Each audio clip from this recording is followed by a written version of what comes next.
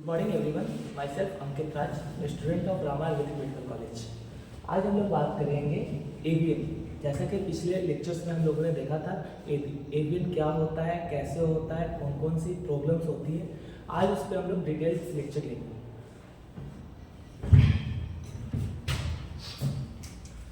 सबसे पहले बात करते हैं हम लोग what is avian, what is avascular necrosis.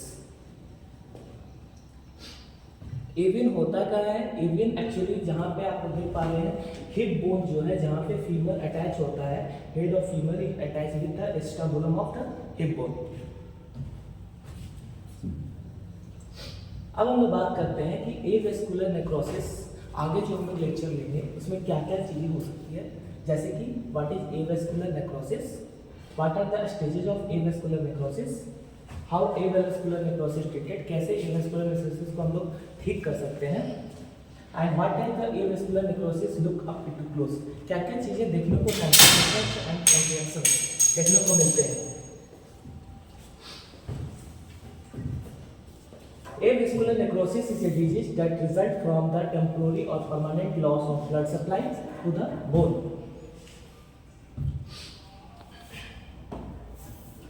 Avascular necrosis जो है वो डिजीज है that result from the temporary or permanent loss of blood supply of the bone। मतलब avascular necrosis हुआ है जहाँ पे ब्लड सप्लाई जो है वहाँ तक पहुँच नहीं पा रहा है, उसे हम लोग avascular necrosis नाम देते हैं। When the blood supply is cut off, then the blood tissue die and the bone collapse। क्या होता है कि जब ब्लड सप्लाई वहाँ तक पहुँच नहीं पाता है तो वहाँ के जो टिश्यू है और वहाँ पे जो सेल्स होते हैं वो धीरे धीरे कोलैप्स कर जाते हैं, जिसकी वजह से ब्लड सप्लाई प्रॉपर हो नहीं पाता है। If avascular necrosis happen near a joint, the joint suffer many collapse. अगर एवेस्कुलर नेक्रोसिस किसी जॉइंट्स पे होता है तो वहाँ पे बहुत सारे रीजंस जॉइंट्स के कोलैप्सिंग का और डैमेज का रीजन होता है। अब हम लोग डायग्राम के माध्यम से समझेंगे कि कैसे एवेस्कुलर नेक्रोसिस होता है। Blood supply of the head and the neck of the femur, ये देखिए ये फीमर का हेड है, ये नेक है, ये जो है branches of the obstacle artery है, ये हेड ऑफ फीमर है जो ब्लड सप्लाई यहाँ पे डिस्ट्रक्शन हो चुका है जिसकी वजह से ब्लड सप्लाई वहाँ तक पहुँच नहीं पाते हैं। ये lateral femoral circumflex of the artery है, ये नॉर्मल हेड ऑफ फीमर जो कि धीरे धीरे जो है वो डैमेज हो रहा है। ठीक है, इस फिगर में हम लोग समझेंगे एवेस्कुलर नेक्रोसिस कौन कौन से आर्टरी और वेन्स कैसे नॉर्मल, जैसे देखिए ये नॉर्मल है और ये एवेस्कुलर नेक्रोसिस है। नॉर्मल में और एवेस्कुलर नेक्रोसिस हेड में डिफरेंस ये है कि यहाँ पे जो आप लोग ये सरफेस देख पा रहे हैं, ये धीरे धीरे वहाँ पे जो सेल्स हैं और टिश्यू है वहाँ पे डैमेज हो चुका है, जिसकी वजह से एवेस्कुलर नेक्रोसिस हो पा रहा है। बल्कि कंपैरिजन करें इससे तो यहाँ पे चीज़ें सेल्स और जो अंदर कैल्शियम है वो सब चीज़ें नॉर्मल है। अब हम लोग बात करते हैं काउजेज ऑफ एवेस्कुलर नेक्रोसिस, कौन कौन से रीजन हो सकते हैं, कौन कौन से कारण हो सकते हैं एवेस्कुलर नेक्रोसिस का। Fatty deposit of the blood cells, blood cells में बहुत सारे फैट्स का डिपोजिशन हो जाना, drinking too much of alcohol, बहुत ज़्यादा अल्कोहल का लेना, स्टेरॉइड्स ड्रग्स, अगर किसी को एलर्जी होगा। इन द केस ऑफ हम लोग कोविड के बाद से देख सकते हैं कि एवेस्कुलर नेक्रोसिस का केसेस बहुत ज़्यादा बढ़ गया है, जिसकी वजह से हम लोग एलर्जी कंडीशन होता है। एलर्जी में हम लोग एक्चुअली लेते क्या है, स्टेरॉइड्स से लेते हैं, इस कारण से एवेस्कुलर नेक्रोसिस स्टेरॉइड्स के कारण भी होता है। ट्रॉमा के केस में अगर बात करें तो इसमें हम लोग बात करते हैं पेन किलर की। अगर कोई एक्सीडेंट हुआ है, कहीं चोट लगी है तो बहुत सारे हम लोग पेन किलर्स खाते हैं, जिसकी वजह से जो है वो पेन किलर लेने की वजह से एवेस्कुलर नेक्रोसिस हो सकता है। ट्रॉमा कहने का मतलब ये। Next again what is avascular necrosis, a disease as a result of loss of intertrossus blood supply, again blood supply, a common indication of total hip orthoparesis, that is THA बोलते हैं उसको। Causes अभी हम लोग पढ़े थे, causes same वहीं पे बताया गया है। लॉन्ग टर्म ऑफ स्टेरॉइड जो बहुत ज़्यादा स्टेरॉइड ले रहे हैं, ट्रॉमा मतलब पेन किलर बहुत सारे लिए हम लोग, alcohol, deep sea of driving, diabetes एक मेन रीजन है एवियन का, मतलब एवेस्कुलर नेक्रोसिस का। Hypertension, HIV। हाइपरटेंशन की बात करें तो TSH लेवल और T3 T4 बढ़ने के कारण भी एवेस्कुलर नेक्रोसिस हो सकता है। एक डाटा यहाँ पे दिया गया है कि 20,000 to 30,000 new cases per year in United State serves as avian count for the 10% of reach. 20,000 से लेकर के 30,000 नए केसेस पर ईयर आ रहे हैं यूनाइटेड स्टेट में। अब हम लोग बात करते हैं सिम्टम ऑफ एवेस्कुलर नेक्रोसिस। कौन कौन से सिम्टम हो सकते हैं जिससे पेशेंट से पता चल सकता है कि इसको एवेस्कुलर नेक्रोसिस हुआ है।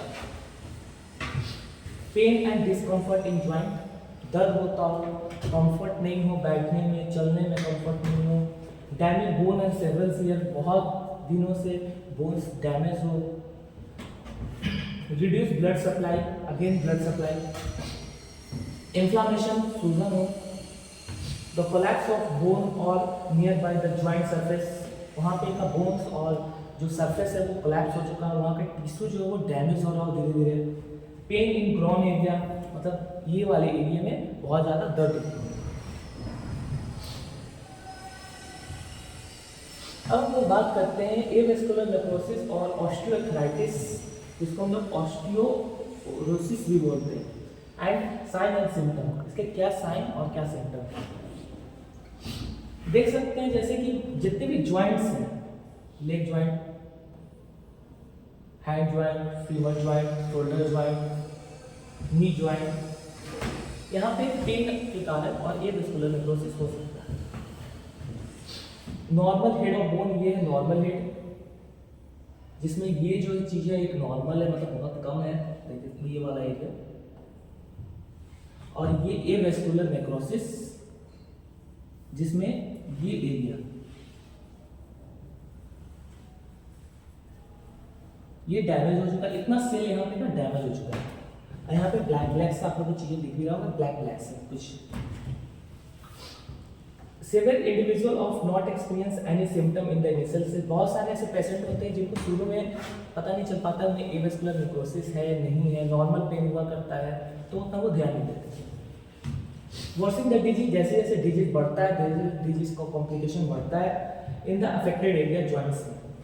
सीवियर्स of mild pain could be experience knee, hip, foot and shoulders joints, knee में हो सकता है, नी में हो सकता है, शोल्डर में हो सकता है। Avascular necrosis of the hip generally leads to the pain in the thigh, buttock and ground. Avascular necrosis अगर होता है तो मोस्टली पेन जो है हिप वाले एरिया में, नी वाले एरिया में होता है। Few individuals also experience avascular necrosis bilateral such as both knee. बहुत सारे पेशेंट्स, ऐसा कुछ पेशेंट होते हैं जिनका वन साइडेड पेन होता है, लेकिन और भी ऐसे पेशेंट होते हैं जिनका दोनों साइड्स पेन होते हैं, मतलब left side, right side, both side. इससे हम कॉपी हो चुका है। Symptoms of avian, again symptom health में आर्टिकुलर कार्टिलेज हो गया हो, ये नॉर्मल है, ये नॉर्मल हमारा फीमर है, और ये एवियन मतलब एवेस्कुलर नेक्रोसिस।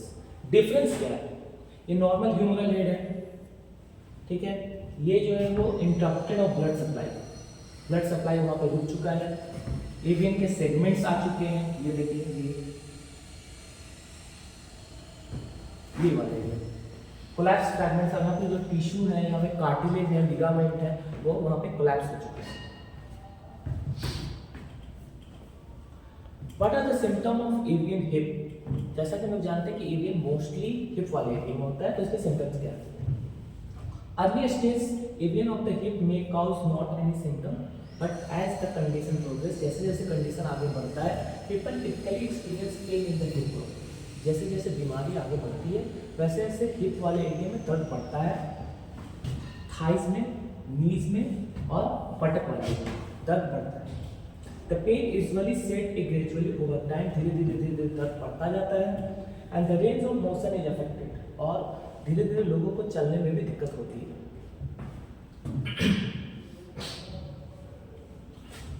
अब हम लोग बात करते हैं stages of avascular necrosis. 4 stages बताए गए हैं।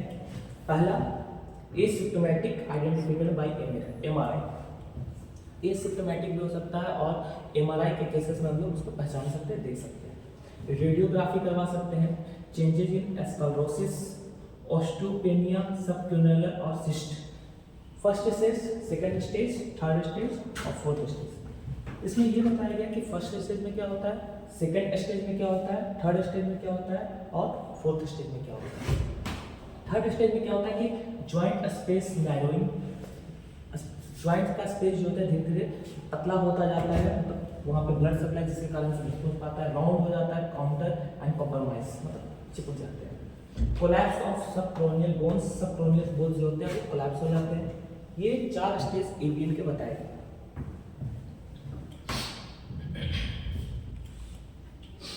फिर से हम लोग देखेंगे वही, मतलब fourth stage, stage 1 normal x-ray but MRI reveals the dead body. X-ray normal होगा लेकिन एमआरआई जो होगा वहाँ पे डेड बोन्स बताएगा, सॉरी इट्स बोन। स्टेज 2 में can be seen a regular x-ray. Stage 2 में आप एक्सरे से देख सकते हैं कि हाँ एवीएन हुआ है, but there is no collapse of the femoral bone. लेकिन एक्सरे से सेकंड स्टेज में ये पता आपको नहीं चलेगा कि फीमोरल बोन डैमेज हुआ है या नहीं हुआ है। स्टेज 3 की बात करते हैं। So sign and collapse on as crescent sign और एक्स साइन दिखेगा आपको कि कोलैप्स हो रहा है। फोर्थ स्टेज की बात करते हैं, has a collapse on x-ray, sign of cartilage damage on osteoarthritis. Fourth stage में फाइनली ये दिखाता है कि हाँ आपको ऑस्टियोआर्थराइटिस हुआ है, मतलब एवीएन हुआ है। अब हम लोग बात करते हैं एक एमआरआई। एक एमआरआई एक पेशेंट का है जिसमें ये बताया गया है ये फीमर है हमारा और ये हिप बोन है जिससे अटैच है, ये वाला एरिया।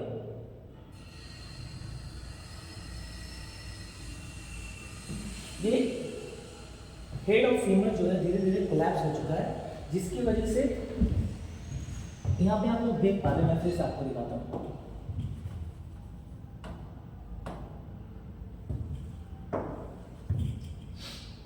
देखिए ये नॉर्मल है, ये जो एरिया आया है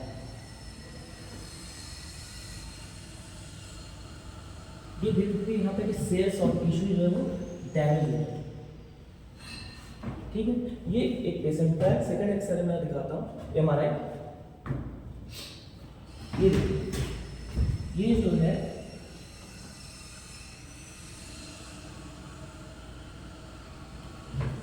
ये वाला है। ये इसमें बात करें, ये हेड ऑफ फीवर जो है धीरे धीरे डैमेज हो रहा है, जिसके कारण से ये पेशेंट का एवीएन हुआ है। ठीक है,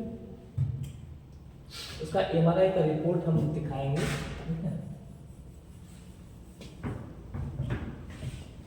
MRI of lumbosacral spine, study protocols spines of, ये तो स्टडी प्रोटोकॉल फाइंडिंग क्या बताया। देखिए lumbar lordosis in maintained, lumbar lordosis patient को सही है, मेंटल है। The vertebral body is normal height and alignment, vertebral body normal है और अलाइनमेंट अपने सही जगह पे है। Diffuse disc bulge at L4 L5 level, L4 L5 level पे डिस्क बल्ज है। And upon the thecal sac and compressing the bilateral descending nerve root, by दोनों तरफ डिसेंडिंग नर्व रूट दोनों उसका डैमेज हो पा रहा है with the moderate bilateral neuroforaminal मैलिन and resulting mild to moderate, mild से मॉडरेट की ओर वो बढ़ रहा है, मतलब धीरे धीरे उसके कॉम्प्लिकेशन बढ़ रहे हैं। Diffuse of disc bulge with desiccation at L5 lesion, lumbar और नंबर 5 और सैक्रल 1 L5 और H1 के बीच level of impressing upon the formal marriage. No significant bulge projecting seen in the available, और कोई भी डिस्क बल्ज नहीं है पेशेंट को। अगर इसके L1, L2, L3, L4, L5 की स्पेस की बात करें तो चीज़ें मोस्टली नॉर्मल है, जैसे 75 1 mm है, 16.4 ये नॉर्मल चीज़ें बताएगी। ठीक है,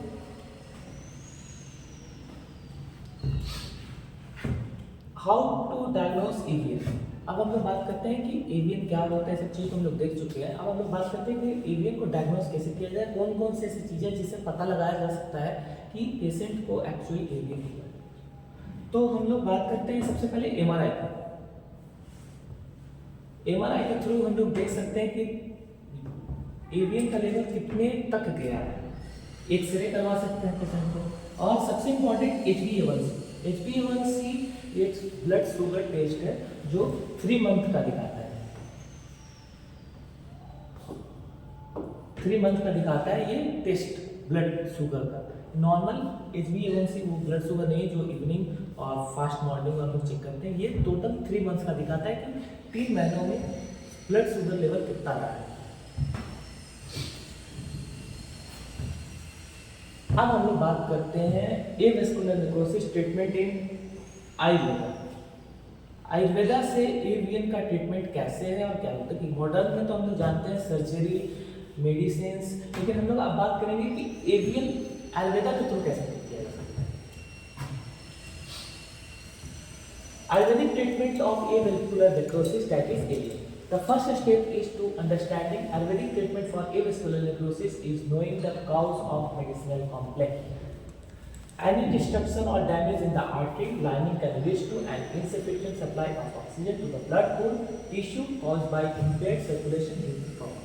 वही चीज इसमें भी बताया गया है कि एवियन ब्लड सप्लाई के कारण वहां तक पहुंच नहीं पा रहे हैं, जिसके कारण से लोगों को एवियन हो रहा है।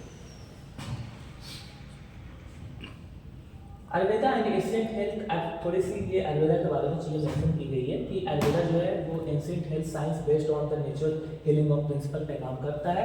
ऑफन वेरियस थेरेपीज, बहुत सारे थेरेपीज जिसमें हम लोग पंचकर्मा नाम देते हैं उसको, and that effective in correcting the circulation problem associated with avascular necrosis, जिसमें सर्कुलेशन कैसे और बढ़ाया जा सकता है विद एवियन के थ्रू। तो such as herbal remedies use करते हैं, हर्ब्स लाइक अश्वगंधा का हम लोग यूज करते हैं, आमलकी का हम लोग यूज करते हैं, गुड़ूची का हम लोग यूज करते हैं, टर्मरिक, अमृता इटीसी, बहुत सारे डाइट मॉडिफिकेशन करके लोगों का आहार विहार चेंज करके लोगों को ठीक किया जा सकता है। यहाँ पे involving the pipette food as a cook vegetables instead of raw salads.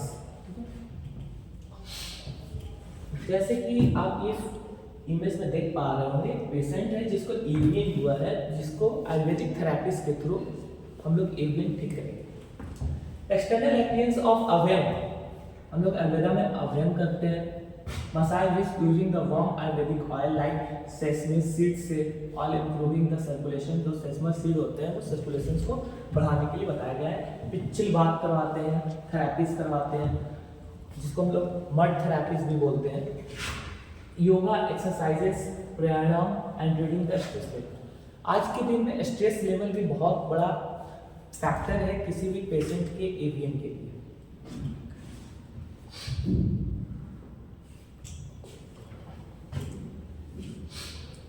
Ayurvedic treatment for avascular necrosis include the following stages. Ayurveda में हम लोग कुछ स्टेजेस फॉलो करते हैं जिससे एवियन को ठीक कराया जा सकता है। पहला है पाचन।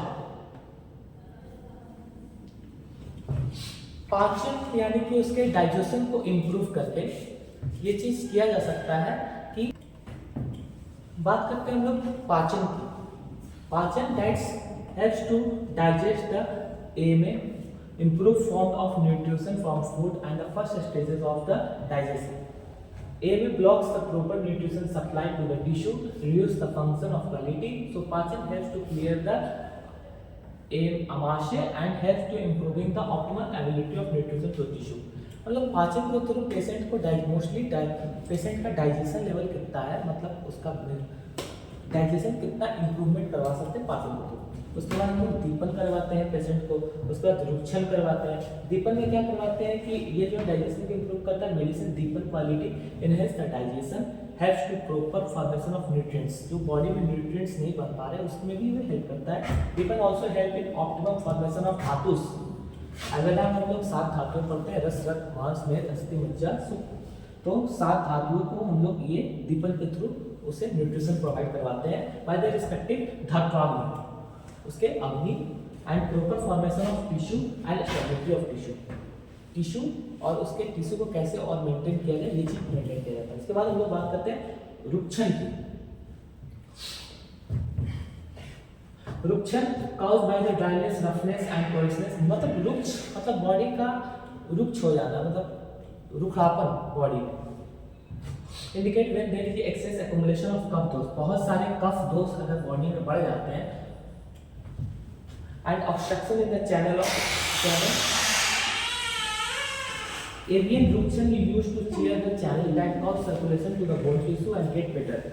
Ruction can be done through the therapies, medicine, diet and regimens. The therapies के through, diet के through, and the nature of ruction chosen according to the state of patient and disease. अब हम लोग बात करते हैं पंचकर्मा की कि पंचकर्मा के थ्रू एवियन को कैसे ठीक किया जा सकता है. वेरियस पंचकर्मा ट्रीटमेंट जैसे कि वमन, विरेचन, बस्ती, vaman, virechan, basti administrate to depending upon the severity of disease उसका कितना बड़ा है कितना कम है, strength of the patient, patient का स्ट्रेंथ कितना है, उसके अनुसार Panchakarma treatment help to expel the morbid dose उसका उसमें कितना बड़ा है, formation of the body and helps to better action of medicine and other. उसके बाद हम लोग बात करते हैं स्नेहन की. तो स्नेहन में एक्चुअली क्या करवाते हैं, हम ऑयलेशन करवाते हैं. Therapies either the external application करवाते हैं, चाहे तो ऊपर से हम लोग अप्लाई करते हैं या फिर पेशेंट को हम लोग घृतपान ऐसे करवाते हैं जिसको हम लोग स्नेहन बोलते हैं.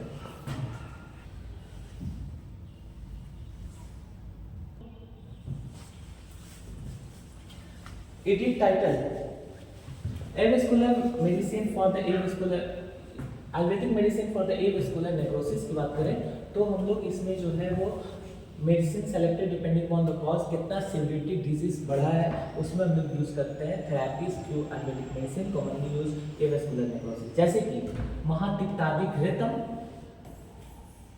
तिक्तादिघृतम, अमृतोपस्कासम, तिक्तादि रसायनम, योगराज गुलकुल, रसायन गुलकुल, 10 मूल हरित की काम लोग और भी मेडिसिन है. मतलब ये मोस्टली वो मेडिसिन है जिसको मोस्टली यूज किया जा सकता है एज ए एवियन. अब हम बात करते हैं आयुर्वेदिक थेरेपीज. एवियन में कौन कौन से ऐसे थेरेपीज हैं जो पेशेंट को हम लोग प्रोवाइड कर सकते हैं. अभियान, सबसे पहले हम लोग अभियान करेंगे पेशेंट को एप्लीकेशन ऑफ ऑयल. उसके बाद स्वेदन करेंगे. स्वेदन क्यों करेंगे और अभियान क्यों करेंगे? अभियान करने से ये होगा कि जितने भी बॉडी में उसके रुक्षता है वो कम जाएगी, और उसके बाद स्वेदन करेंगे जिससे क्या होगा कि एवियन का एक रीज़न ये भी है कि वेट गेन. अगर बॉडी में बहुत सारी इम्प्योरिटीज है तो स्वेदन के थ्रू क्या करेंगे कि जितने भी इम्प्योरिटीज है उसे बाहर निकाला जा सकता है स्वेदन के थ्रू, आइए स्वेट के थ्रू. चूर्ण पिंड स्वेद, ड्राइंग स्वेटिंग प्रोसीड करते हैं. पत्र पिंड स्वेद, पत्र पिंड धीरे धीरे जैसे जैसे हम लोग आगे बढ़े उसमें आप लोग पता चलेगा पंद्र पिंड स्वेद क्या होता है, चूर्ण पिंड स्वेद क्या होता है, क्षय धारण क्या होता है, क्षीर धारण, डायरेक्ट धारण, अवध स्वेद, स्वेद लेपन, पिचू. अब ऑयल रिटेंशन करवाते हैं. बंधन, उद्वर्तन, उद्वर्तन बात जैसा कि मतलब वृक्ष चीजों से रबिंग करवाते हैं सरफेस पे, उसको हम लोग उद्वर्तन करते हैं. Rubbing body with the medicinal powder. अब हम बात करते हैं एक्सरसाइजेस. कौन से ऐसे एक्सरसाइजेस हैं जिसमें एवियन सक्सेसफुल है, मतलब एवियन को एक्सरसाइज से ठीक किया जा सकता है, मतलब उसको मेंटेन किया जा सकता है. एवियन एक्सरसाइजेस विच आउट सर्जरी, मतलब बिना सर्जरी के ही एवियन ठीक किया जा सकता है एक्सरसाइजेस के through. The physical practice of yoga for avascular necrosis, जैसे कि विप्रति काढ़नी, ये ले डाउन होकर के ऐसे मतलब जैसे ये डायग्राम में आपको दिखाया गया है. कोबरा पोज लेट के जैसे ये इमेज में आपको शो हो रहा है, और ब्रिज पोज. मतलब ये कुछ योगा बताए गए हैं जिससे एवियन को कॉम्प्लिकेशन को कम किया जा सकता है. मूवमेंट ऑफ नीज, जैसे कि इसमें बताया गया है कि नीज का अप करना और यहाँ से फिर ऐसे डाउन करना, मतलब ऊपर नीचे. ये देखो इसमें लेग्स को इधर बेंड करना, फिर इधर बेंड करना, फिर ऐसे, फिर नॉर्मल. मतलब ये कुछ एक्सरसाइजेज बताए गए हैं जिससे एवियन के कॉम्प्लिकेशन को कम किया जा सकता है. Exercises for avascular necrosis, femoral head of the avian. इसमें जैसे ये इमेज, ये एक लेग्स को ऊपर करना, फिर नॉर्म ऐसे ऐसे, ब्रिज पोज, कुछ एक्सरसाइज ये भी हैं। And last I tell you the thank you for watching videos.